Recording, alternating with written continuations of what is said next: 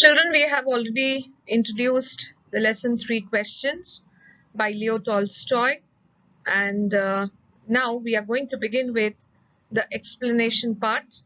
Let's see that what Leo Tolstoy wishes to convey through this parable 3 questions. Once a certain king had an idea. So there was a king who had certain ideas. if he was if he always knew the right time to begin everything. Now the first idea was that if he knows the right time, the correct time, or the appropriate time to begin a task.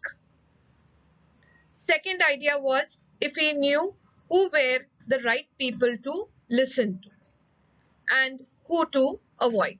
The second idea was that if he knows that these are correct people, right people who would give him right opinion, right suggestions, and these are the people whom he should avoid. He wanted to know that who are those people. So he says that if he knew who were the right people and who were the people whom he should avoid, not give more importance to. And the third idea of the king was the most important thing to do. If he comes to know that this particular thing right now is very important, and if he does that, he wanted to know that particular thing, that what is more important at to be done at that particular moment. So these three ideas he had, and finally the king wanted to have an answer to these ideas, because he thought that if he gets answer to these ideas, he would never fail in anything he would undertake. In whatever attempt he would make, he would never fail. And above all, if he always knew what was the most undertake. And above all, he was of the opinion that if he comes to know that this is the most important attempt, or this is the thing, this is the time where he should begin a particular thing, and this is the right thing to be done at this particular moment. So he felt that he would never be a failure. Since he was convinced that he was right in thinking this way, he had a proclamation made in his kingdom. So this was the way how the king used to convey whatever he wanted from the people living in his kingdom, that was proclaiming, making an official announcement.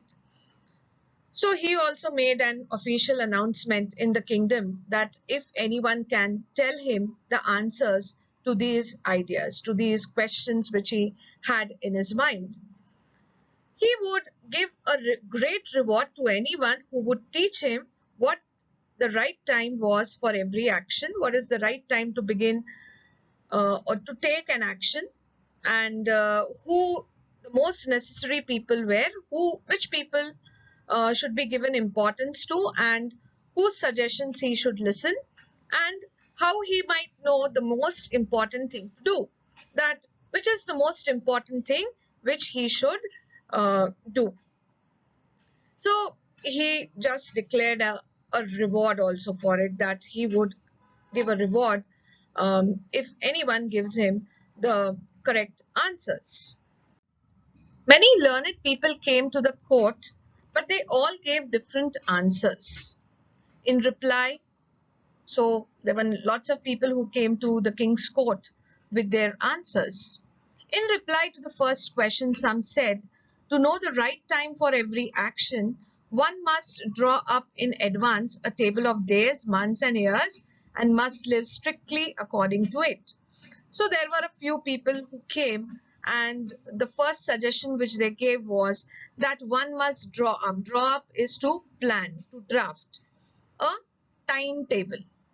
Annual planning should be done, and once the annual planning is done, once a timetable is made, the person must strictly adhere, must strictly follow, must live over here means strictly follow the timetable.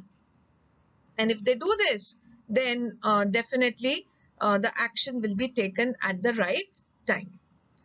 Now, there were others declared that it was impossible to decide beforehand the right time for every action. Now, there were few people who were of the opinion that you just cannot tell in advance that what is the right time for any action to be taken. But that not letting oneself be absorbed in idle pastimes, one should always attend to all that was going on and then do that was most essential. And these people were of the opinion that just because it is impossible to decide what is the right time to begin a particular thing, that doesn't mean that people are engaging themselves in pastimes, in idle times, idle pastimes, in wasting their time. But instead, what should people do? They should do the things which are going on at that particular time. They should attend, they should pay attention to the things which were going on and then decide what was the most important thing to do at that particular moment.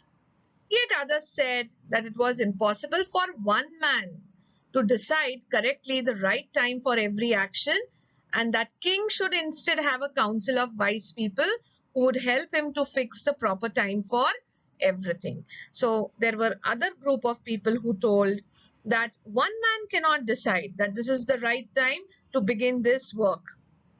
So they proposed the idea to the king that you make a council of wise men, a council of people or members who are very wise, who are intelligent, and who would help the king to fix a proper timetable, that when a particular task should be done, at which time it should be started. Now, these were the suggestions for question 1. Now, equally varied were the answers to second question. Even the second question, people had different answers. Some said the people the king most needed were his counselors. So the counselors, the wise men in his council, members of his council, were the most important people for the king. And the king needed them the most. Others, the priest, there were some people who told the king that the most important people for you are the priest. The religious men, they would definitely give you very good suggestions and advices. You should follow them. They are the most important ones. Others, the doctors, there were a few people in the kingdom who told the king that the doctors are the most reliable people. They should be listened to. Their opinions are wonderful. So the king should listen to the doctors. While some said the warriors were the most necessary. There were some fraction of people in the kingdom who told the king that if you want to save your kingdom, then warriors, you require fighters. And the warriors would give you the correct suggestion. So you better listen to the warriors. They are the people whom the king should trust. Now, to the third question also, there were a lot of answers, lot of replies by the people. So let's read it. To the third question about what was the most important occupation, what was the most important thing to be done? Some replied that the most important thing in the world was science. Some were of the opinion that science is very important and therefore the king should give importance to scientific things. Others said it was skill in warfare. Some people were of the opinion that people should be trained, they should be skilled in warfare so that the kingdom can be protected. So king should give importance to skilled warfare. And others again that it was religious worship. There were a few people who were of the opinion that king should give importance to religious things in the kingdom and should give encouragement for worshipping God, to worship God. The king was convinced by none of these answers, and the king was not at all convinced by these answers. He couldn't believe in these answers which people had given to him for his 3 questions, and gave the reward to none. And because he was not convinced, he did not reward any of the person with the reward which he had announced. He decided instead to go to a hermit who was widely renowned for his wisdom. So there was a hermit. Hermit is a person who lives a very simple life, and apart from others, they don't like social life, and this is especially for religious purposes. So there was a hermit he came to know of, and the king decided that he would go to this hermit in order to in search of his answers. And the king had come to know because this hermit was widely renowned. He was very well known for his wisdom, for his intelligence. The hermit lived in a small hut in a forest which he never left. And the hermit never left his home. He used to live in that small hut. Whoever wanted any replies to their questions, any answers to their questions, they used to go to his hut. And the hermit never came to the kingdom, or never came, never went away from his hut. He spoke only to common folk, and he used to speak only to common people, common man. So the king put on simple clothes. Now the king wanted answers to his question, and he knew that hermit will not talk to a royal person like him. He belonged to a royal family because he was a king. So he changed his attire.